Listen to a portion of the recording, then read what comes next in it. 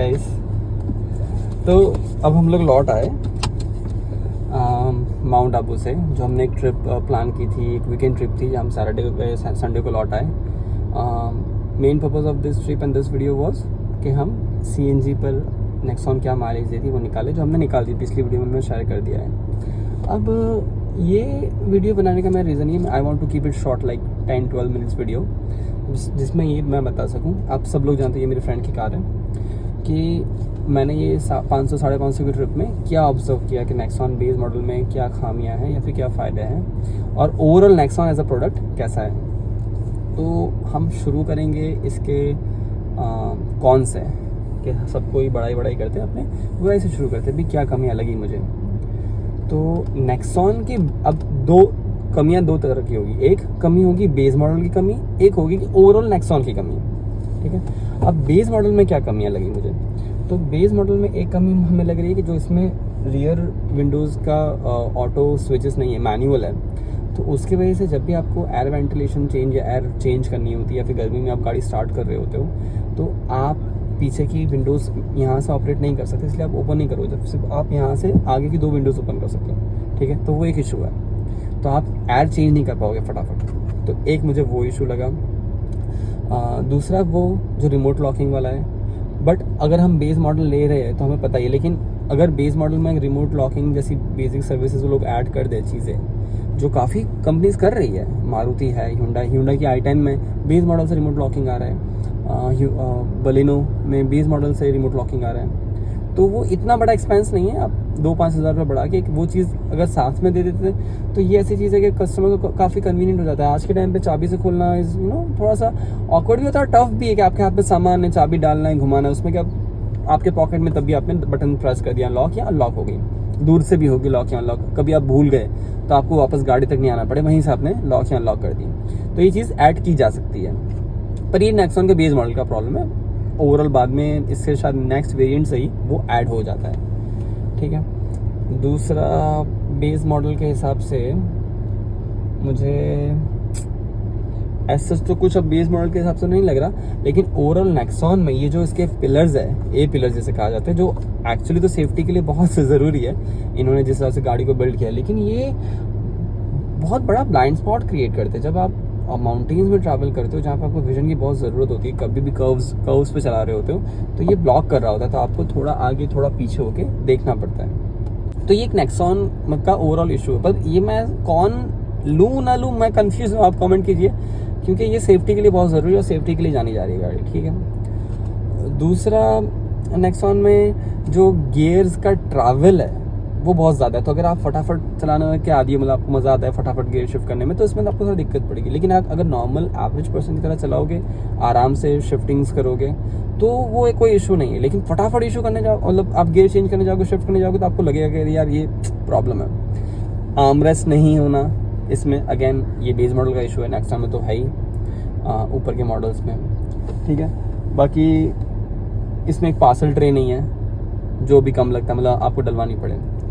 और उसके बाद आता है फॉग लैंप्स, जो बहुत इंपॉर्टेंट है, but base model fog lamp एक एक्सपेंसिव चीज़ है मेरे ख्याल से, 15-20,000 का एक्सपेंस होता है इसमें, शायद इसलिए कंपनी बेस मॉडल में नहीं देती। लेकिन सेफ्टी के हिसाब से, क्योंकि अब वाइट LED लाइट्स यूज़ होती है गाड़ियों में, तो बारिश में, फॉगी वेदर्स में आपको विजिबिलिटी का इशू होगा। नॉर्मल हाईवेज पे कोई दिक्कत नहीं है, वर्क कर रही है अच्छे से, लेकिन बारिश और फॉगी एनवायरनमेंट में आपको लाइट की कमी महसूस होगी, तो ये आपको शायद बाहर से करवाना पड़े। अब काफ़ी लोग ये भी बोलते हैं फिर आप बेस मॉडल ले ही क्यों रहे हो, आप इसके ऊपर का वेरिएंट ले लें। तो ये चलाने के बाद मैं 500-550 चला के आया, मुझे इसमें ओवरऑल एज अ मशीन ऐसा कुछ मिस नहीं हो रहा था कि भाई यार ये तो डील ब्रेकर है। हमने देखा था पिछली वीडियो में कि भाई ने इसमें अच्छा सा सिस्टम लगवा दिया है ना, अच्छे स्पीकर्स है, वो डालता लाख रुपए तो उसको इसके ऊपर का अच्छे से अच्छा वेरिएंट मिल जाता है, जिसमें म्यूजिक सिस्टम वगैरह सब कुछ आ जाता है, लेकिन वो टेस्ट के अकॉर्डिंग ना होता, और इसने टेस्ट के अकॉर्डिंगली बिल्ड किया है। तो ये आप पे है कि अगर आपको टेस्ट के अकॉर्डिंग नहीं बिल्ड करना और कंपनी प्री फिटेड लेना है, तो हाँ सेंस बनता है कि आप इसके ऊपर का वेरिएंट ले लो, तो आपको कोई हेडेक नहीं होगा, बाहर से कुछ नहीं करवाना पड़ेगा आपको। लेकिन अगर आपको टेस्टफुली गाड़ी बिल्ड करनी है, तो ये बहुत ज़रूरी है कि आप बेस मॉडल लें और अपने अकॉर्डिंगली जो भी चीज़ चाहिए आपको, जो अच्छी लगती है वो लगवाएं, ठीक है। अब इसके प्रोज पे आते हैं। तो इन 500 किलोमीटर्स में गाड़ी बहुत ही स्टेबल लगी। बहुत ऐसा लग रहा था कि गाड़ी रोड पकड़ के चल रही है, प्लांटेड है, ठीक है। तो फील करा रही थी कि नहीं, ये एक you are driving a 5 star car. 5 star होना और 5 स्टार फील होना दोनों में बहुत फ़र्क है। आजकल तो 5 स्टार आप जानते हैं तुरंत मिल जाता है, लेकिन ये फील कराती है बहुत सॉलिड। इसकी सीट्स इतनी कंफर्टेबल है कि आपको लॉन्ग जर्नीज़ पे, लॉन्ग ड्राइव्स पे थकावट बिल्कुल महसूस नहीं होगी। मैंने 1 वे 240 किलोमीटर सिर्फ CNG भरवाने के रुकता था, हम ट्रैवल कर रहे थे, आराम से चल रही थी गाड़ी, कोई थकावट नहीं लग रही थी। और इसका स्टीयरिंग भी काफ़ी रिस्पॉन्सिव है, आपको अच्छा फीडबैक देता है। जैसे आप स्पीड गेन करते हैं, ये काफ़ी वेट गेन करता है, हैवी हो जाता है। और इसका AC, माय गॉड, इससे पहले फोर्ड कार में मुझे लगा था क्या AC है, अब मुझे लगता है ये उससे भी एक स्टेप ऊपर है। इसका ब्लोअर इतना फास्ट है कि अगर आपको 1 पे भी, मैं ना इसको नॉर्मल नहीं चलाता, इसको चेंज कर देता हूँ ताकि नीचे पैर पर भी हवा और ऊपर से, क्योंकि 1 पे भी ये बहुत फास्ट है और टेम्परेचर भी कम करना पड़ता है। ये बहुत चिली AC है, तो आपको गर्मियों में दिक्कत नहीं करेगा। केबिन इतनी जल्दी ठंडा करता है। जो मेरे पीछे भी पैसेंजर बैठे थे उन्होंने कहा यार पीछे भी मतलब ठंड लग रही है, तो कम करो। और अगर आपने फुल पे चलाया इसको तो आपको ना म्यूज़िक की आवाज़ आती, ना कुछ, इतना इसका पावरफुल ब्लो है। तो AC के मामले में A1, ठीक है। और बीइंग अ CNG कार आपको ये लैग फील नहीं करवाती है। ऐसा ही लगता है कि आप नॉर्मल पेट्रोल कार, हाँ पुश ना करो। अगर आप पुश कर रहे हो, रेस, आपके रेस के शौकीन, तो फिर आप ये, आपके लिए शायद ये कार ही नहीं है। आप सेडान, फॉक्सवैगन, स्कोडा में जा सकते हो। एज अ फैमिली कार ये बहुत परफेक्ट है। आप उसको एक इंसान की तरह अगर चलाओगे तो आपको ये CNG पेट्रोल में फ़र्क महसूस नहीं करवाएगी। मैंने CNG पर भी चलाई और पेट्रोल पर भी चलाई, पर बिल्कुल भी फ़र्क नहीं है और बहुत साइलेंट है।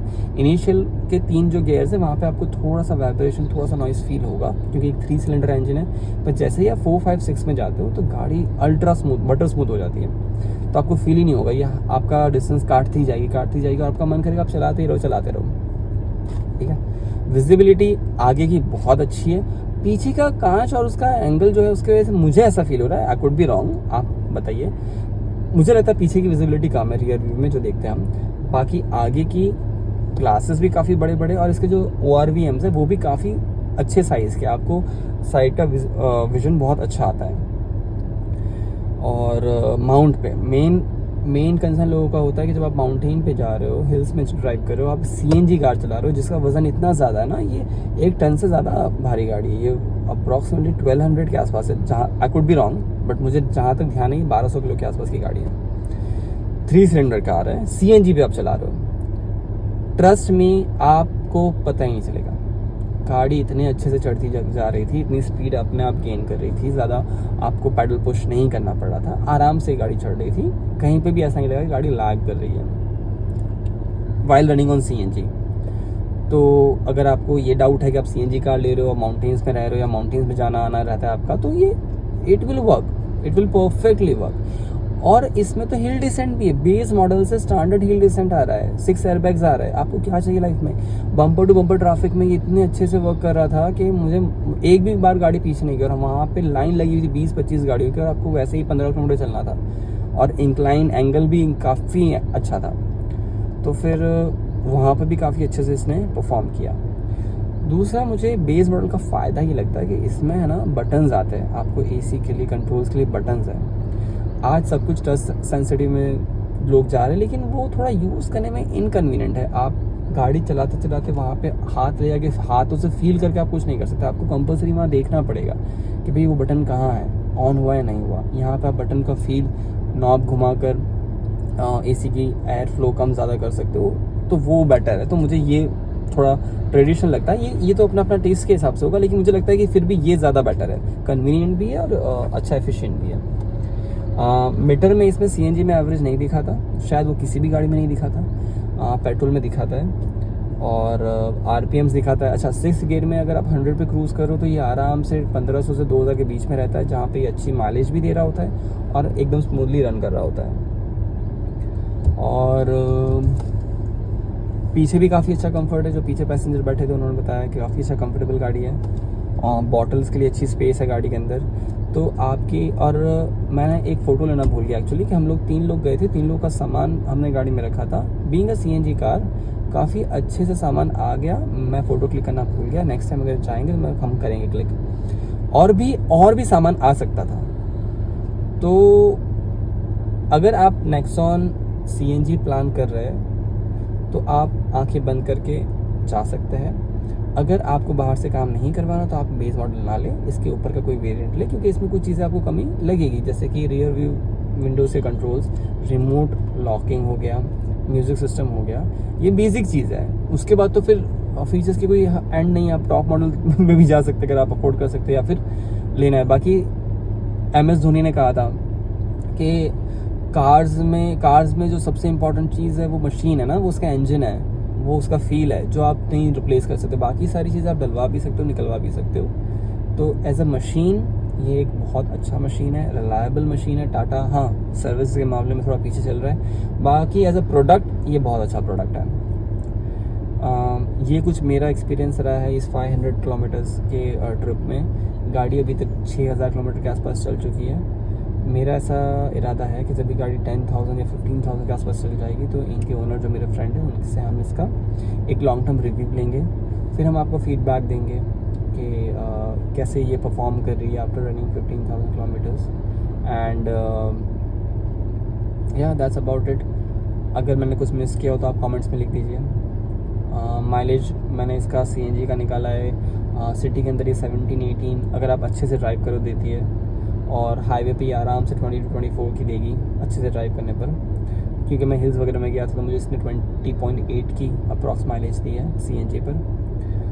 बट हिल्स में ऑब्वियसली पेट्रोल या CNG माइलेज गिरेगा।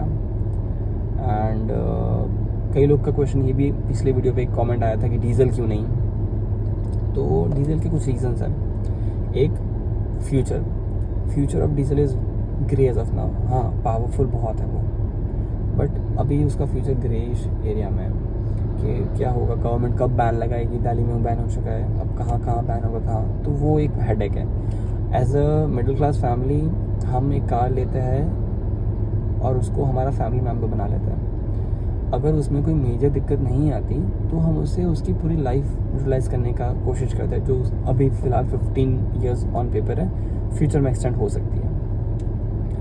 तो अब डीजल अगर 5 ईयर्स बाद बोल दिया नहीं, फिर उसको सेल करो, नहीं निकालो, सब वैसा नहीं। हमने काफ़ी रिसर्च करके टाइम दे के एक प्रोडक्ट पसंद किया, उसको एक्सेप्ट किया और बाय किया। तो हम चाहेंगे कि 10 से 15 साल हमारी फैमिली में ये कार रहे, ठीक है। हाँ इसके साथ दूसरी कार ले सकते हैं लेकिन ये रहे, तो एक वो रीज़न है। फिर डीजल में एक रीज़न था कि जो DPF फिल्टर होता है वो चोक होने के चांसेस होते हैं अगर आप आइडलिंग करते हो या फिर गाड़ी कम चलती है आपकी, तो फिर उसका एक हेडेक लगता है कि उसको गाड़ी चलाओ, रेस करो, साफ़ करवाओ। अभी इसमें यूरिया नहीं डलता तो इट्स फाइन 1.5 टाटा के इंजन्स में, बट एक DPF वाला रहता है, ठीक है। फिर और सिटी में तो डीजल की माइलेज, हाईवे पे नो डाउट उसकी माइलेज बहुत अच्छी है लेकिन सिटी में कम है। CNG में आपको ये फ़ायदा है कि वो हाईवे पे भी अच्छी माइलेज दे रहा है, साथ ही साथ आपको सिटी में भी अच्छी माइलेज दे रहा है। तो आपको एक बैलेंस माइलेज मिल जा रही है जो ओवरऑल डीजल और पेट्रोल से ज़्यादा है अगर आप सिटी और हाईवे दोनों ड्राइव करते हो। लेकिन अगर आपका प्योर हाईवे ड्राइव है तो एनी डे आपको डीजल ही लेना चाहिए, और डीजल आपको ज़्यादा एवरेज भी देगा, ज़्यादा पावर भी देगा, ओवरटेकिंग में भी आपको हेल्प करेगा, और वो लंबा चलता है।